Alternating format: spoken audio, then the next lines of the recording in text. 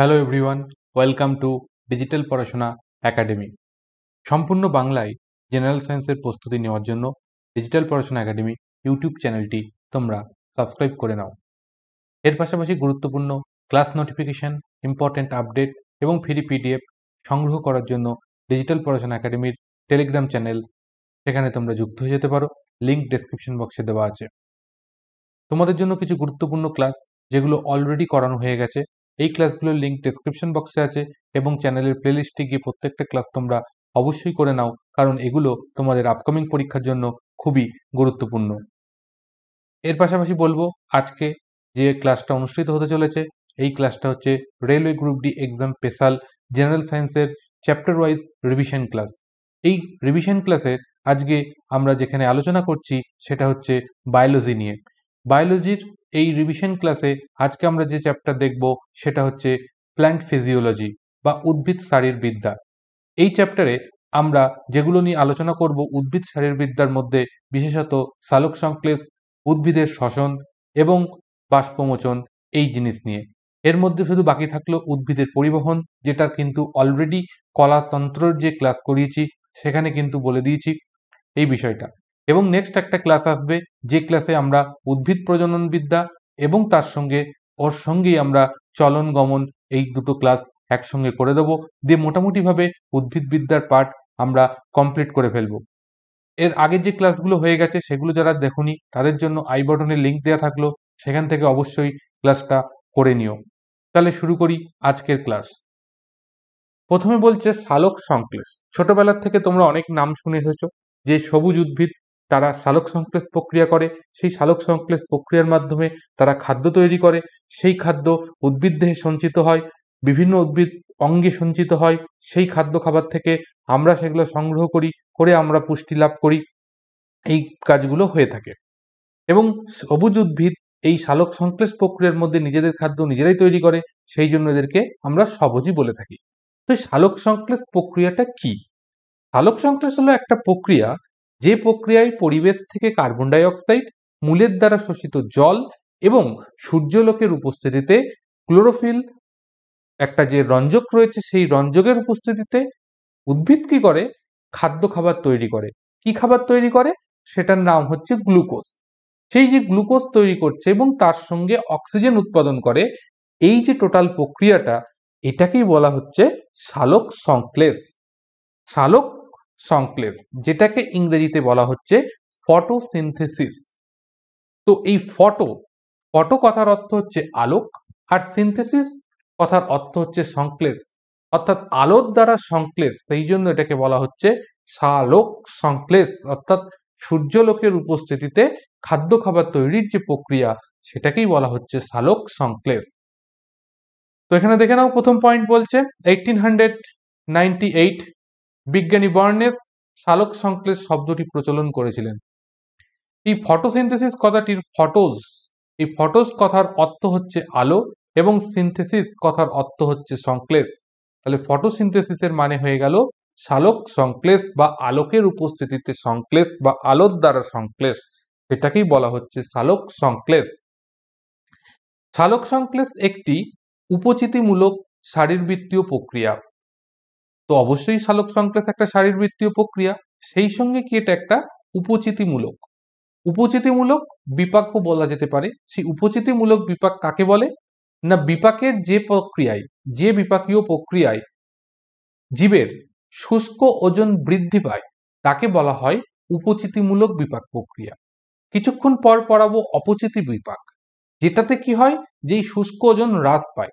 সালোক সংশ্লেষে কি হচ্ছে, কার্বন ডাই অক্সাইড অক্সিজেনের জলের যুক্ত হয়ে কি উৎপন্ন করছে, একটা গ্লুকোজ উৎপন্ন করছে।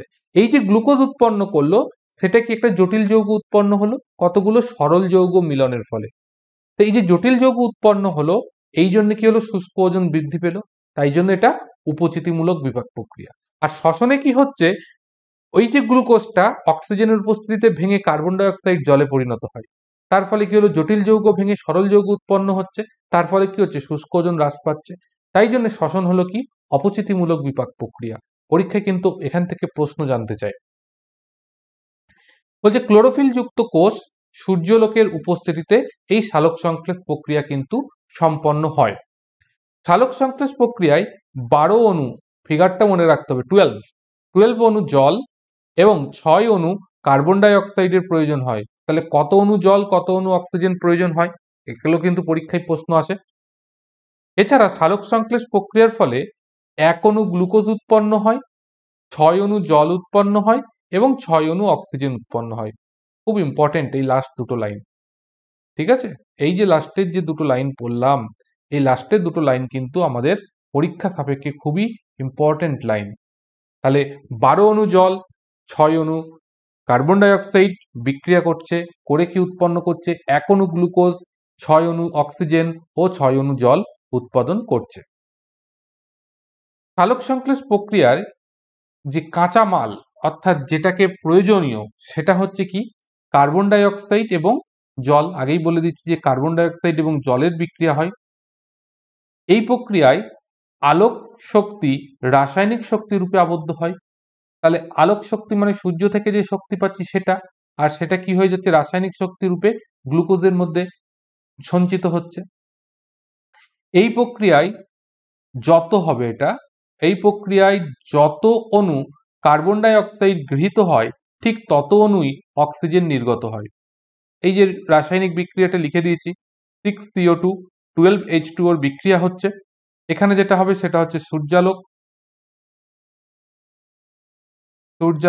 আর এটা হচ্ছে ক্লোরোফিল।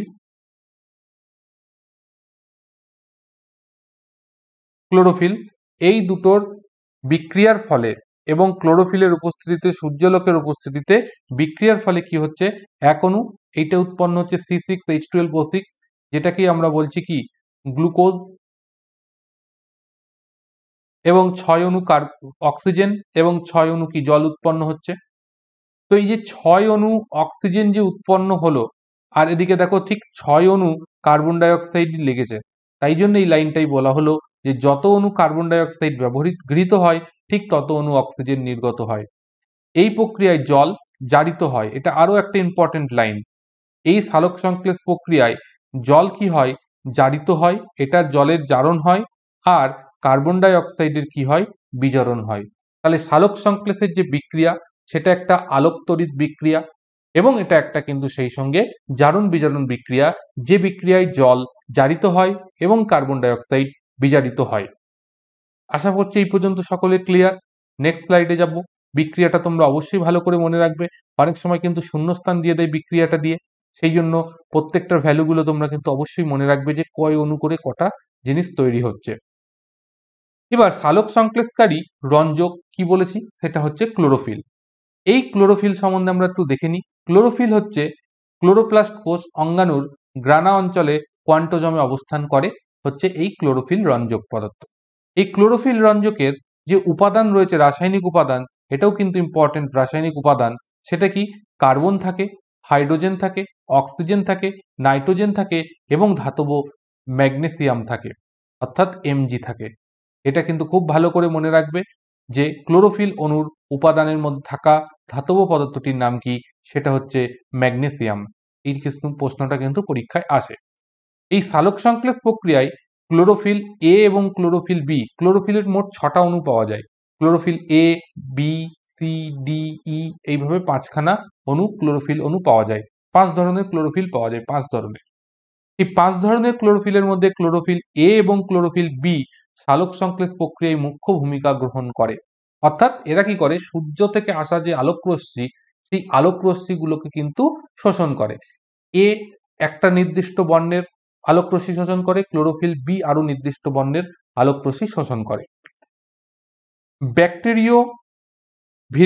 ব্যাকটেরিওভিরিডিন একটি বিশেষ ধরনের ক্লোরোফিল, যেটা ব্যাকটেরিয়ার দেহে দেখতে পাওয়া যায়।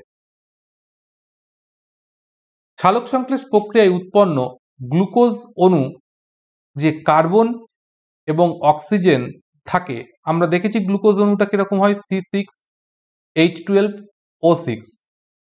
এই যে অণুটা, এই অণুতে যে কার্বন রয়েছে, অক্সিজেন রয়েছে, তার উৎস হচ্ছে কার্বন ডাই অক্সাইড। এই কার্বন ডাই অক্সাইডের কার্বন থেকে গ্লুকোজের কার্বন অণু যায়, আর অক্সিজেন অণুটা থেকে এই এই গ্লুকোজ অণুর অক্সিজেনটা যায়, আর হাইড্রোজেনটা আসে অবভিয়াসলি জলের থেকে।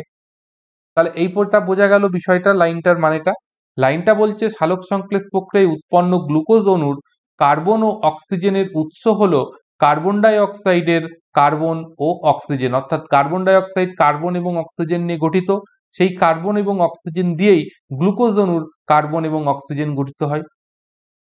সক্রিয় ক্লোরোফিল জলকে ভেঙে হাইড্রোজেন এবং হাইড্রক্সিল আয়নে পরিণত করে, এই প্রক্রিয়াকে ফটোলিসিস বলে।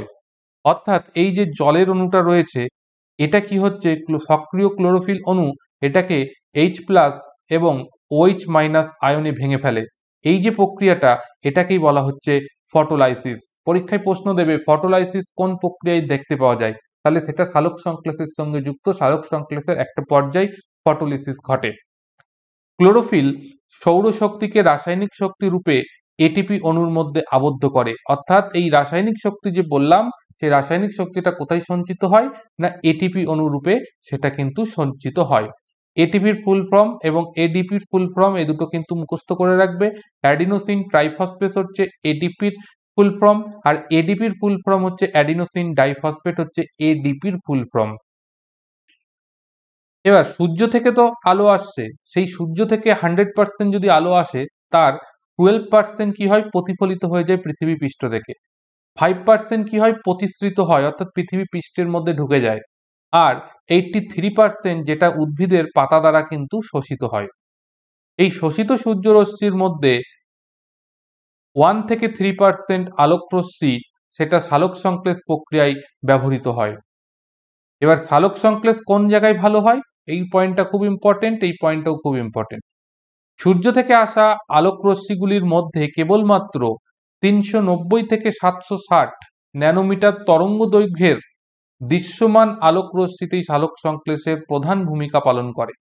তাহলে সালোক সংশ্লেষ আমাদের তখনই হবে যদি সেই আলোক রশ্মিগুলোর তরঙ্গ দৈর্ঘ্য 390 থেকে 760 ন্যানোমিটারের মধ্যে হয়ে থাকে। তাহলে এই রেঞ্জের মধ্যে তড়িৎচুম্বকীয় তরঙ্গের এই রেঞ্জের মধ্যে যে রশ্মিগুলো পড়ে সেটা হচ্ছে কে, ভিজিবল রে। ভিজিবল রে, ভিজিবল রে মানে হচ্ছে দৃশ্যমান আলোক রশ্মি, তাদের রেঞ্জ হচ্ছে 390 থেকে 760। তাহলে সালোক সংশ্লেষ কোথায় ভালো হয়, দৃশ্যমান আলোক রশ্মিতে সবচাইতে ভালো হয়। এবার এই দৃশ্যমান আলোক রশ্মি তোমরা জানো 7খানা বর্ণ থাকে, বেনি, আসহ, কলা বা ভিবজিওর। এই যে 7টা বর্ণ রয়েছে সেই 7টা বর্ণের মধ্যে সালোক সংশ্লেষ প্রক্রিয়া সবচেয়ে ভালো হয় লাল বর্ণের আলোয়, তারপর হচ্ছে নীল বর্ণের আলোয়। তাহলে 1 নম্বরে থাকবে কে, রেড, আর 2 নম্বরে যাবে হচ্ছে ব্লু। তাহলে 7টা রঙের মধ্যে হচ্ছে রেড এবং ব্লুতে সবচাইতে ভালো হয়। এই নীল এবং লালের মধ্যে লাল বর্ণের আলোয় সবচেয়ে ভালো হয়, তারপর হচ্ছে নীল বর্ণের আলোয় ভালো হয়। আর সবচেয়ে খারাপ হয় কোথায়, সবুজ বর্ণের আলোয়। তার কারণ কি, আমরা কোনো বস্তুকে সবুজ দেখতে পাই। কেন সবুজ দেখতে পাই, লাইট পড়ানোর সময় পড়িয়েছিলাম যে কোনো বস্তুর রং যেটা দেখি সেটা কিসের জন্য হয়, তার কারণ ওই বস্তুটা আলোর 7টা বর্ণের মধ্যে ওই বর্ণটাকে প্রতিফলন করে, যার ফলে আমরা বস্তুটার ওই রঙের দেখতে পাই, আর বাদবাকি বর্ণকে সে শোষণ করে। তাহলে কোনো জিনিস আমরা যদি নীল দেখি তাহলে সেই বস্তুটা নীল রঙের অন্যকে, নীল বর্ণটা আলোটাকে প্রতিফলিত করছে আর বাদবাকি বর্ণগুলোকে শোষণ করছে। একই রকম ভাবে যদি আমরা কোনো বস্তুকে কালো দেখি তার মানে সেখান থেকে কোনো প্রতিফলিত হচ্ছে না, অর্থাৎ সব বর্ণের আলোরই শোষণ হচ্ছে, তাই কালো দেখছি। আবার কোনো যদি বস্তুকে সাদা দেখি তার মানে হচ্ছে সেই বস্তুটা সাদা এই কারণের জন্যই, তার কারণ সেখান থেকে সমস্ত বর্ণের আলোর প্রতিফলন হচ্ছে, কোনো বর্ণের আলোর শোষণ হচ্ছে না। এবার সেই কনসেপ্টের উপর ভিত্তি করে তোমরা আবার ভাবো যে সবুজ গাছের পাতা, তার মানে গাছের পাতাকে আমরা সবুজ কেন দেখছি, তার কারণ গাছের পাতা সবুজ বর্ণের আলোকে প্রতিফলন করছে, বাদবাকি অন্য বর্ণের আলোগুলোকে কি করছে, শোষণ করছে। তাই সবুজ বর্ণের আলোয় যদি কোনো গাছকে রাখা হয় তাহলে সেই গাছের সালোক সংশ্লেষ প্রক্রিয়া বন্ধ হয়ে যাবে, কারণ গাছ সবুজ রঙের আলোকে শোষণ করতে পারবে না। তাই জন্যে সালোক সংশ্লেষ সবচাইতে খারাপ হয় কোথায়, না সবুজ বর্ণের আলোতে সালোক সংশ্লেষ প্রক্রিয়া সবচাইতে খারাপ হয়। তাহলে এই স্লাইডের ইনফরমেশন গুলো বোঝা গেল। নেক্সট স্লাইডে যাবে। সালোক সংশ্লেষ প্রক্রিয়ায় যে অক্সিজেন উৎপন্ন হয় তার উৎস কি? আমরা তো কার্বন গ্লুকোজের যে পদার্থগুলো তার উৎসগুলো আমরা দেখেছি। এবার বলছে সালোক সংশ্লেষ প্রক্রিয়ায় যে অক্সিজেন উৎপন্ন হচ্ছে তার উৎস কি? তার উৎস হচ্ছে জল, অর্থাৎ যে 12 অণু জল লাগে সেই 12 অণু জলের থেকেই কিন্তু 6 অণু কি হয়? অক্সিজেন উৎপন্ন হয়। সালোক সংশ্লেষ প্রধানত উদ্ভিদের পাতার মেসোফিল কলার কোষের ক্লোরোপ্লাস্টের ভিতর ক্লোরোফিল রঞ্জকের উপস্থিতিতে সালোক সংশ্লেষ প্রক্রিয়া সম্পন্ন হয়। এই জন্যে পাতাকে কিন্তু গাছের রান্নাঘর বলা হয়ে থাকে। এবার বিভিন্ন ধরনের উদ্ভিদের ক্ষেত্রে, এটা ইম্পর্টেন্ট দিচ্ছি, বিভিন্ন ধরনের উদ্ভিদের ক্ষেত্রে কিন্তু এই সালোক সংশ্লেষ প্রক্রিয়া এক এক জায়গায় ঘটে। যেমন মূলে ঘটে, সেরাম উদ্ভিদ হচ্ছে রাসনা, পানিফল, গুলঞ্চ, অর্কিড। এই সমস্ত গাছের মূলে কি হয়? আমাদের এই সালোক সংশ্লেষ প্রক্রিয়া সম্পন্ন হয়। কাণ্ডে কি হয়? কাণ্ডে সালোক সংশ্লেষ কাদের হয়? লাউ, পুঁই, কুমড়ো, ফণিমনসা, এদের কোথায়? কাণ্ডে সালোক সংশ্লেষ প্রক্রিয়া সম্পন্ন হয়। বৃতিতে হয়। বৃতিতে হয় কাদের? চালতা, শালুক, এই সমস্ত যে গাছগুলো রয়েছে তাদের কি হয়? বৃতিতে হয় সালোক সংশ্লেষ সম্পন্ন হয়, কারণ বৃতি সবুজ রঙের হয়। দলমণ্ডলে কাদের হয়? অর্থাৎ যে সমস্ত ফুলগুলোর দলমণ্ডল সবুজ রঙের হয়, অর্থাৎ আতা, কাঁঠাল চাপা, এই সমস্ত ফুলের বা ফলের। আর সালোক সংশ্লেষে সক্ষম প্রাণীর নাম কি? ইউগ্লিনা ও ক্রাইসামিবা। এরা কি হয়? প্রাণী হলেও এরা কিন্তু সালোক সংশ্লেষ করতে পারে। নেক্সট আমরা চলে যাই সালোক সংশ্লেষে সক্ষম ব্যাকটেরিয়া। রোডোসিউডোমোনাস এবং রোডোস্পাইরিলাম, এই দুজন ব্যাকটেরিয়া কি করে? সালোক সংশ্লেষে সক্ষম ব্যাকটেরিয়া। ইম্পর্টেন্ট। সালোক সংশ্লেষে অক্ষম উদ্ভিদ যদি বলা হয় তাহলে সেটা হয়ে যাবে স্বর্ণলতা, যারা সালোক সংশ্লেষ করতে পারে না। সালোক সংশ্লেষ ছাড়া খাদ্য তৈরি করতে সক্ষম এমন যদি জীবের নাম বলতে হয় তাহলে সেটা থিওব্যাসিলাস, যে সালোক সংশ্লেষ ছাড়াই নিজেদের দেহে নিজেরাই খাদ্য তৈরি করতে পারে।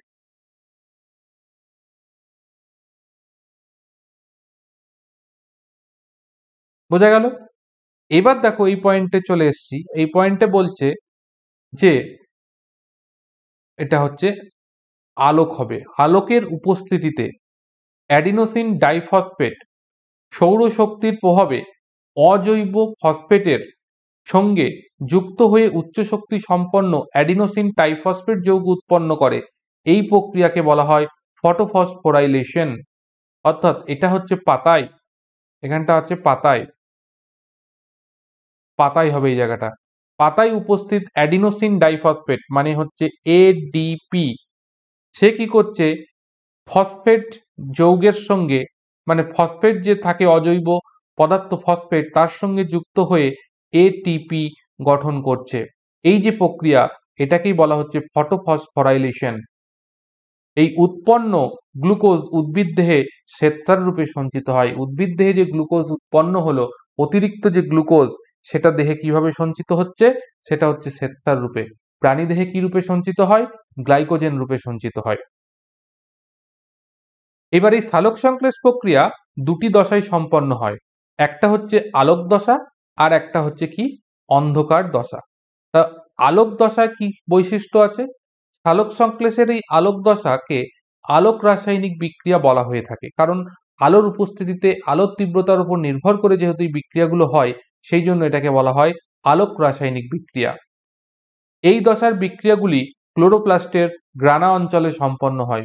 খুব ইম্পর্টেন্ট পয়েন্ট, এটা মনে রাখবে যে সালোক সংশ্লেষের আলোক দশা কোথায় সম্পন্ন হয়? ক্লোরোপ্লাস্টের গ্রানা অঞ্চলে। এই প্রক্রিয়ায় জলের বিশ্লেষণ এবং অক্সিজেন উৎপন্ন হয়। তাহলে সালোক সংশ্লেষের আলোক দশায় কি কাজ হয়? আলোক দশায় হচ্ছে জলের বিশ্লেষণ হয়, আর একটা জিনিস হয় সেটা হচ্ছে অক্সিজেনের উৎপাদন হয়। নেক্সট আসছে অন্ধকার দশা। অন্ধকার দশায় কি কাজ হচ্ছে? অন্ধকার দশায় ক্লোরোপ্লাস্টের স্ট্রোমাতে সম্পন্ন হয়। তাহলে আলোক দশা গ্রানাতে, আর অন্ধকার দশা হচ্ছে স্ট্রোমাতে সম্পন্ন হয়। এই আলোক দশায়, অন্ধকার দশায় কি হচ্ছে?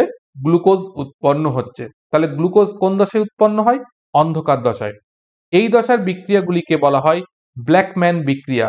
তাহলে ব্ল্যাকম্যান বিক্রিয়া কোন দশার বিক্রিয়াকে বলা হয়? অন্ধকার দশার বিক্রিয়াকে। সালোক সংশ্লেষ প্রক্রিয়ায় উৎপন্ন প্রথম স্থায়ী কার্বন যৌগটি হলো ফসফোগ্লিসারিক অ্যাসিড। অবশ্যই মনে রাখবে, যা পয়েন্ট দিচ্ছি প্রত্যেকটা পয়েন্ট কিন্তু তোমরা ভালো করে মনে রাখবে। তাহলে সালোক সংশ্লেষ প্রক্রিয়ায় উৎপন্ন প্রথম স্থায়ী যৌগ হচ্ছে ফসফোগ্লিসারিক অ্যাসিড, যেটা 3 কার্বন বিশিষ্ট। আর আমরা যেটা ফাইনাল প্রোডাক্ট পাই সেটা হচ্ছে কি গ্লুকোজ, সেটা 6 কার্বন বিশিষ্ট। এইটা হচ্ছে কিন্তু মাথায় রাখতে হবে। নেক্সট আমরা চলে যাচ্ছি শ্বসনে। সালোক সংশ্লেষ শেষ হলো, এবার আমরা চলে আসছি শ্বসন প্রক্রিয়া বা রেসপিরেশন। শ্বসন বা রেসপিরেশন নিয়ে বিস্তারিত আলোচনা আলাদা একটা ক্লাসে করানো হয়েছিল, সেখানে শুধুমাত্র প্রাণীদের শ্বসন প্রক্রিয়া আলোচনা হয়েছে। আজকে আমরা দেখব উদ্ভিদের শ্বসন প্রক্রিয়া। এই শ্বসন কি বলেছি, এক ধরনের উপচিতিমূলক বিভাগ প্রক্রিয়া, এবং এটা একটা তাপমোচী বিক্রিয়া, কারণ শ্বসনের ফলে কিন্তু তাপ উৎপন্ন হয়। এই প্রক্রিয়ায় কি হয়, জটিল খাদ্যবস্তু অক্সিজেনের উপস্থিতিতে বিশ্লিষ্ট হয়ে সরল যৌগে পরিণত হয়। শ্বসন বস্তু কি হয়, গ্লুকোজ, উৎপন্ন পদার্থ কার্বন ডাই অক্সাইড, জল এবং শক্তি। তাহলে শ্বসন বস্তু কি থাকে, গ্লুকোজ থাকে, এবং সেটার থেকে কি উৎপন্ন হয়, কার্বন ডাই অক্সাইড, জল এবং শক্তি উৎপন্ন হয়। শ্বসন হার, এইটা ইম্পর্টেন্ট, এটা মনে রাখবে যে সবাত শ্বসনের ক্ষেত্রে শ্বসন হার 1 হয় সবসময়ের জন্য, আর অবাত শ্বসনের ক্ষেত্রে কিন্তু এই মানটা অসীম হয়ে যায়। সবাত শ্বসন কি, অবাত শ্বসন কি, নেক্সটে আসছি। শ্বসন প্রক্রিয়া দুটি পর্যায়ে সম্পন্ন হয়, একটা হচ্ছে গ্লাইকোলিসিস আর একটা হচ্ছে ক্রেবস চক্র। গ্লাইকোলিসিসের কি বৈশিষ্ট্য আছে, এটা কোষের সাইটোপ্লাজমে সম্পন্ন হয়, ইম্পর্টেন্ট। তাহলে গ্লাইকোলাইসিস কোথায় সম্পন্ন হয়, কোষের সাইটোপ্লাজমে। গ্লুকোজে জারিত হয়ে পাইরুভিক অ্যাসিড পরিণত হয় এই গ্লাইকোলাইসিস প্রক্রিয়ায়। তাহলে গ্লাইকোলাইসিস প্রক্রিয়ায় কি হয়, অক্সিজেনের উপস্থিতিতে গ্লুকোজ জারিত হয়ে পাইরুভিক অ্যাসিডে পরিণত হয়। আর ক্রেবস চক্রে কি ঘটছে, ক্রেবস চক্রটা ঘটে কোষের মাইটোকন্ড্রিয়ার মধ্যে। ক্রেবস চক্র কোথায় ঘটছে, মাইটোকন্ড্রিয়ার ভেতর। এবং এই পর্যায়ে কি হচ্ছে, পাইরুভিক অ্যাসিডের সম্পূর্ণ জারিত হয়ে শক্তির মুক্তি ঘটায় এবং কার্বন ডাই অক্সাইড ও জল উৎপন্ন হয়। অর্থাৎ সম্পূর্ণ জারিত হচ্ছে কোথায় না, সেটা হচ্ছে ক্রেবস চক্রের মাধ্যমে মাইটোকন্ড্রিয়ায়। এখানে মনে রাখবে 38 অণু এটিপি উৎপন্ন হয় এই প্রক্রিয়াতে। ক্রেবস চক্রের শেষে এই 38 অণু এটিপি উৎপন্ন হয় এবং এটিপির মধ্যে শক্তি সঞ্চিত থাকে বলে এটিপিকে বলা হয় কিন্তু এনার্জি কারেন্সি। অবশ্যই মনে রাখবে, এনার্জি কারেন্সি বলা হয় এটিপি কে। পারলে তোমরা স্টার মার্ক দিয়ে এক লাইন লিখে রেখে দাও যে এটিপি অণুকে বলা হয় এনার্জি কারেন্সি, এবং এই শক্তির মুক্তি ঘটায় এবং সেই সঙ্গে জল এবং কার্বন ডাই অক্সাইড উৎপন্ন হয়। তোমরা কিন্তু এই স্টেপগুলো মনে রাখবে। সালোক সংশ্লেষের ক্ষেত্রে আলোক দশা কোথায় ঘটে, কি কি উৎপন্ন হয়, অন্ধকার দশা কোথায় ঘটে, কি কি উৎপন্ন হয়। একই রকম ভাবে শ্বসনের গ্লাইকোলিসিস কোথায় ঘটে, কি কি উৎপন্ন হয়, ক্রেবস চক্র কোথায় ঘটে, কি কি উৎপন্ন হয়, এইগুলো থেকেই কিন্তু পরীক্ষায় প্রশ্ন আসে। নেক্সট আমরা দেখে নিই, যখন অক্সিজেনের উপস্থিতিতে শ্বসন বস্তু সম্পূর্ণরূপে জারিত হয় তখন তাকে সবাত শ্বসন বলে। অর্থাৎ অক্সিজেনের উপস্থিতিতে যদি গ্লুকোজের সম্পূর্ণ দহন হয় তখন তাকে বলবো সবাত শ্বসন। আর যখন অক্সিজেনের অনুপস্থিতিতে আংশিকভাবে জারিত হবে তখন তাকে বলা হয় অবাত শ্বসন। অবাত শ্বসন প্রক্রিয়া ডিনাইট্রিফাইং ব্যাকটেরিয়া, সালফার ব্যাকটেরিয়া এবং মিথেন ব্যাকটেরিয়ার ক্ষেত্রে কিন্তু লক্ষ্য করা যায়। আর সবাত শ্বসন সমস্ত জীব, এককোষী থেকে বহুকোষী সমস্ত প্রাণীর ক্ষেত্রে কিন্তু সবাত শ্বসন প্রক্রিয়া সম্পন্ন হয়। এবার চলে আসছি সন্ধান প্রক্রিয়া বা ফার্মেন্টেশন প্রক্রিয়া। বলছে এই প্রক্রিয়ায় অক্সিজেনের উপস্থিতিতে বা অনুপস্থিতিতে ইস্ট বা ব্যাকটেরিয়া ইত্যাদির দেহ নিঃসৃত উৎসেচকের প্রভাবে আংশিকভাবে জারিত হয়ে জৈব যৌগ সৃষ্টি হয়, যার ফলে দ্রবণটি গেজে ওঠে। এই যে প্রক্রিয়া, সেটাকেই বলা হচ্ছে সন্ধান প্রক্রিয়া। তাহলে সন্ধান প্রক্রিয়ায় কি হচ্ছে না, গ্লুকোজ অক্সিজেনের উপস্থিতিতে বা অনুপস্থিতিতে ইস্ট বা অন্যান্য ব্যাকটেরিয়া তাদের দেহ নিঃসৃত উৎসেচকের প্রভাবে কি হচ্ছে, আংশিকভাবে জারিত হয়ে জৈব যৌগ সৃষ্টি করে। এর ফলে কি হয়, দ্রবণটি গেজে ওঠে। এই প্রক্রিয়াকে বলা হচ্ছে সন্ধান প্রক্রিয়া, যেটা দিয়ে খেজুরের রস অনেকক্ষণ রেখে দিয়ে তা দিয়ে তাড়ি বানানো হয় বা অ্যালকোহল তৈরি করা হয়, যে প্রক্রিয়া সেটা হচ্ছে অ্যাকচুয়ালি এই সন্ধান প্রক্রিয়া। সন্ধান প্রক্রিয়া 3 ধরনের হয়ে থাকে, একটা হচ্ছে কোহল সন্ধান, ল্যাকটিক অ্যাসিড সন্ধান আর অ্যাসিটিক অ্যাসিড সন্ধান। তাহলে কোহল সন্ধানে কি হয়, কোহল সন্ধান প্রক্রিয়ায় কি হয়, ethyl alcohol, carbon die oxide উৎপন্ন হয়, যেটা দিয়ে আমরা যে বিভিন্ন দামি দামি যে মদগুলো তৈরি হয়, ইথাইল অ্যালকোহল, মিথাইল অ্যালকোহল, এই সমস্ত অ্যালকোহলিক সাবস্টেন্স তৈরি হয়, সেগুলো সবই কিন্তু সন্ধান প্রক্রিয়ার দ্বারা করা হয়ে থাকে। ল্যাকটিক অ্যাসিড সন্ধান প্রক্রিয়ায় কি হয়, ল্যাক্টোব্যাসিলাস নামক ব্যাকটেরিয়া দ্বারা দুধ থেকে কি হয়, দই উৎপন্ন করা হয়। তাহলে দুধ থেকে দই উৎপাদনের যে প্রক্রিয়া সেটা হচ্ছে ল্যাকটিক অ্যাসিড সন্ধান প্রক্রিয়া। আর অ্যাসিটিক অ্যাসিড সন্ধান প্রক্রিয়া দ্বারা ভিনিগার তৈরি করা হয়ে থাকে। ভিনিগার যেটা খাদ্য খাবারে ব্যবহার করা হয়, সেই ভিনিগার তৈরি করা হয় অ্যাসিটিক অ্যাসিড সন্ধান প্রক্রিয়ার মাধ্যমে। তাহলে সন্ধান থেকে এই শ্বসন প্রক্রিয়া থেকে এই ছিল আজকে পড়া। এরপর আমরা চলে যাচ্ছি বাষ্পমোচন। বাষ্পমোচন থেকে খুব সাধারণ জিনিস একটু মনে করে রাখো, যে এই প্রক্রিয়ায় উদ্ভিদ মূল দ্বারা শোষিত অতিরিক্ত জল পত্ররন্ধ্রের মাধ্যমে বাষ্প আকারে দেহ থেকে বের করে দেয়। তাহলে উদ্ভিদ পত্তার মাধ্যমে পত্ররন্ধ্র দিয়ে যে অতিরিক্ত জল যে বের করে দেওয়ার প্রক্রিয়া, সেটাকে আমরা বলে থাকি বাষ্পমোচন প্রক্রিয়া। বাষ্পমোচন প্রধানত উদ্ভিদের পাতা, কিছু উদ্ভিদের ক্ষেত্রে কাণ্ড, ফলত্বক, কিউটিকল এবং লেন্টিসেলের মাধ্যমে হয়।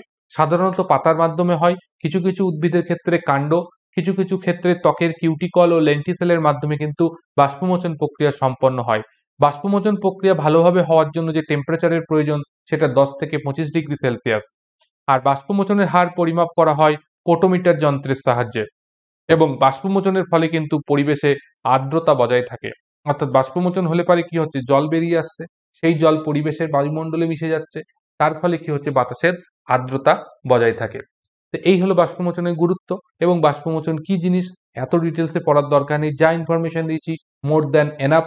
আশা করছি এইগুলো তোমরা যদি পড়তে পারো এবং এরপর যে এমসিকিউ কোশ্চেনগুলো রেখেছি সেগুলো যদি ঠিকঠাকভাবে তোমরা মনে রাখতে পারো, আশা করছি পরীক্ষায় তোমরা এখান থেকে প্রশ্ন অবশ্যই আসবে।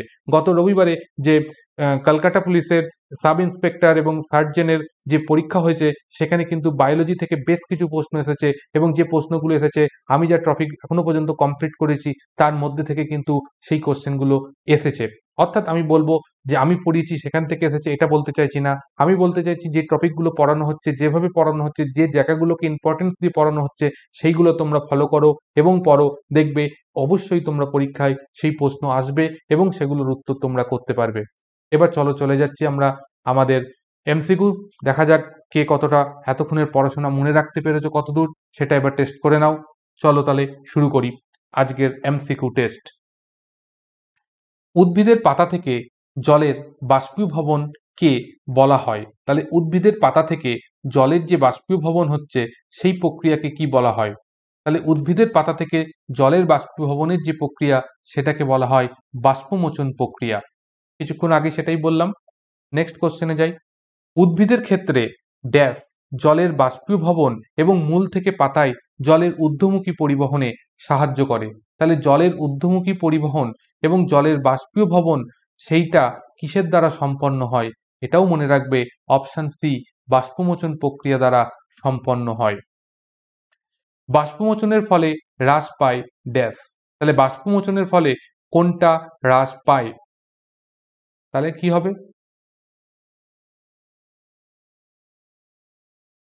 তাহলে বাষ্পমোচনের ফলে যে জিনিসটা হ্রাস পায় সেটা হচ্ছে কি, এখানে যা অপশন দেওয়া আছে সেই অপশন অনুযায়ী কিছু হবে না।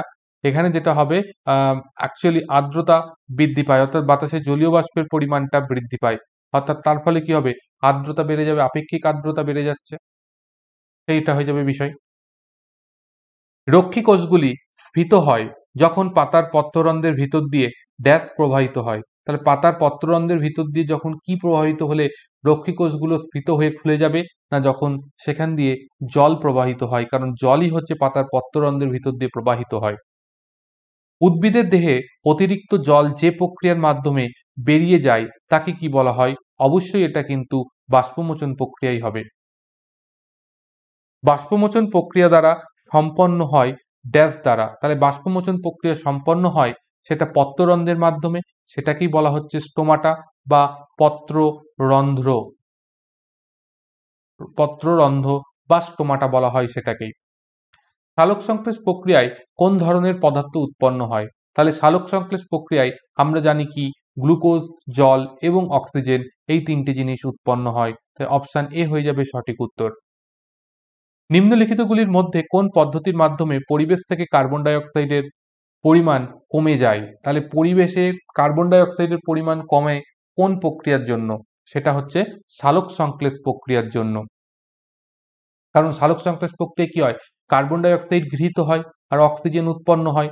যত পরিমাণ কার্বন ডাই অক্সাইড গৃহীত হয় ঠিক তত পরিমাণ অক্সিজেন বর্জিত হয়। তাই জন্য কার্বন ডাই অক্সাইডের পরিমাণ সালোক সংশ্লেষের মাধ্যমে কমে। সালোক সংশ্লেষ প্রক্রিয়ায় উৎপন্ন অক্সিজেনের উৎস কি?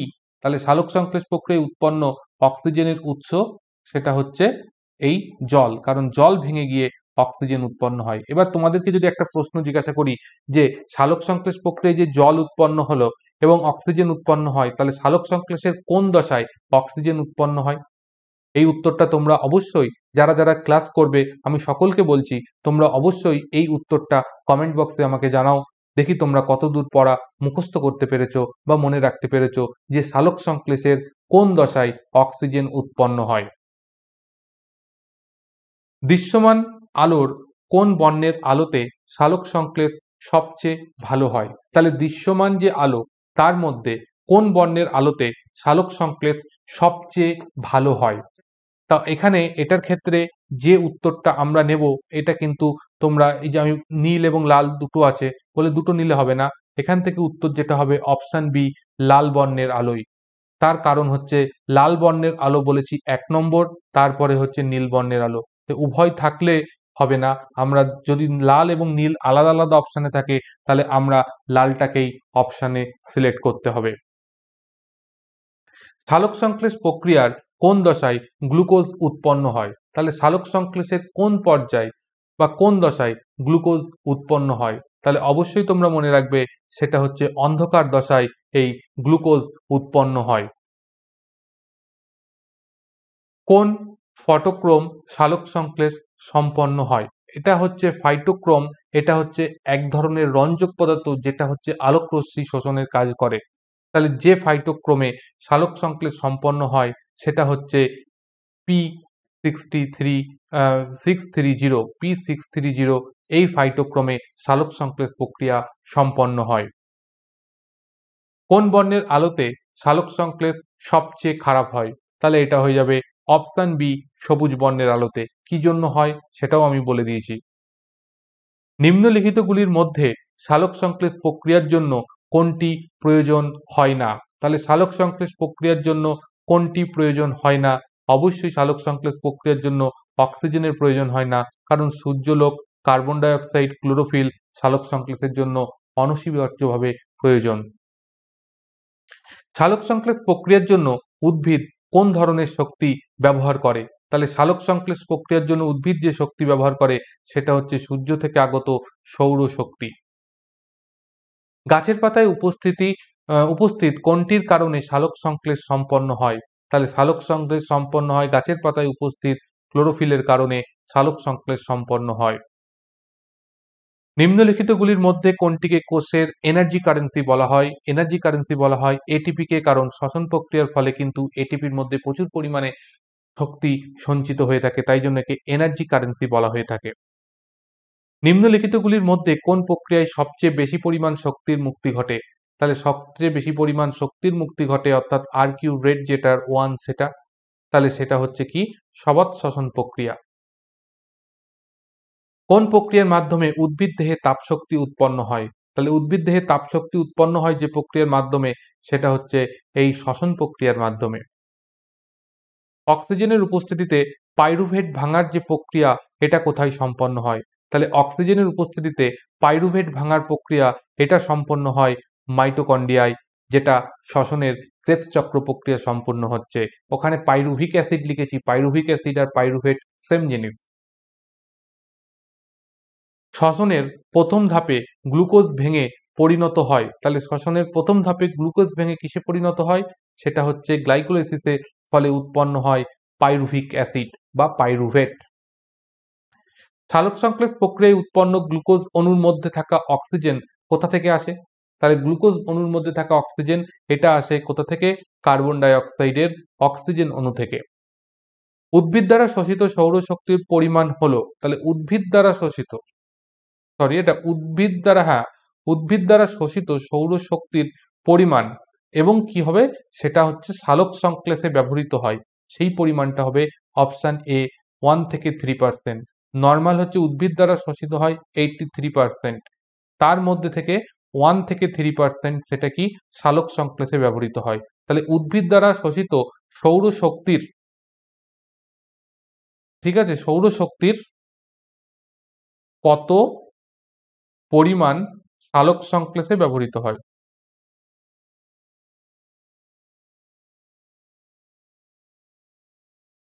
সংশ্লেষে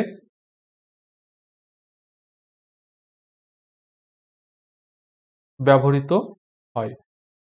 ঠিক আছে, এটা হচ্ছে 1 থেকে 3% হবে। নিচের কোনটি ক্লোরোফিলের মধ্যে থাকে না? তাহলে ক্লোরোফিলের মধ্যে থাকে না কোনটা? সেটা হচ্ছে পটাশিয়াম। পটাশিয়াম যেটা, সেটা ক্লোরোফিলে থাকে না। ম্যাগনেসিয়াম থাকে, নাইট্রোজেন থাকে, কার্বন থাকে, অক্সিজেন থাকে, হাইড্রোজেন থাকে, এগুলো থাকে, কিন্তু পটাশিয়াম থাকে না। আলোক রাসায়নিক বিক্রিয়ার হার ড্যাশের উপর নির্ভর করে? তাহলে আলোক রাসায়নিক বিক্রিয়ার হার নির্ভর করে আলোর তীব্রতার উপর। গ্লাইকোলিসিস প্রক্রিয়ায় কোষের কোন অংশে সম্পন্ন হয়? তাহলে গ্লাইকোলিসিস প্রক্রিয়া এটা সম্পন্ন হয় কোষের ক্লোরোপ্লাস্টের মধ্যে। আর মাইটোকন্ড্রিয়ার মধ্যে কি সম্পন্ন হয়? সেটা সম্পন্ন হয় হচ্ছে ক্রেবস চক্র। নিম্নলিখিতগুলির মধ্যে কোনটির অনুপস্থিতিতে অবাত শ্বসন ঘটে? তাহলে অক্সিজেনের অনুপস্থিতিতে কি ঘটে? অবাত শ্বসন প্রক্রিয়া ঘটে থাকে। নিম্নলিখিত উদ্ভিদগুলির মধ্যে কোনটি সালোকসংশ্লেষ প্রক্রিয়া কাণ্ডে সম্পন্ন হয়? তাহলে কাণ্ডে সালোকসংশ্লেষ সম্পন্ন হয়, সেটা হচ্ছে ক্যাকটাসের। অর্কিডের ক্ষেত্রে কোথায় সম্পন্ন হয়? অর্কিডের ক্ষেত্রে কিন্তু মূলে সম্পন্ন হয়। তাহলে ক্যাকটাসের ক্ষেত্রে কি হয়? কাণ্ডে সম্পন্ন হয় সালোকসংশ্লেষ প্রক্রিয়া। তো আজকের ক্লাস এই পর্যন্তই ছিল। আশা করছি ক্লাসটা তোমাদের ভালো লেগেছে এবং তোমাদের পরীক্ষার জন্য খুবই হেল্পফুল হলো। যদি তোমাদের ক্লাসটা ভালো লেগে থাকে অবশ্যই বলবো একটা লাইক করো, এবং যদি কোনো সমস্যা থাকে, ডাউট থাকে, আমি যদি কোনো প্রশ্নের উত্তর ভুল বলে থাকি, তার জন্য তোমরা অবশ্যই আমাকে কমেন্ট করে জানাও। আমি তাহলে নেক্সট ক্লাসে সেটা অবশ্যই সংশোধন করে নেব। এবং তার পাশাপাশি বলবো, তোমরা যদি এই ধরনের আরও ক্লাস করতে চাও এবং সম্পূর্ণ বাংলাতে জেনারেল সায়েন্সের প্রস্তুতিটা করতে চাও, তার জন্য বলবো চ্যানেলটি সাবস্ক্রাইব করে রাখো। এবং তোমাদের সঙ্গে দেখা হচ্ছে নেক্সট ক্লাসে। ততক্ষণ পর্যন্ত সকলকে গুড বাই, থ্যাংক ইউ।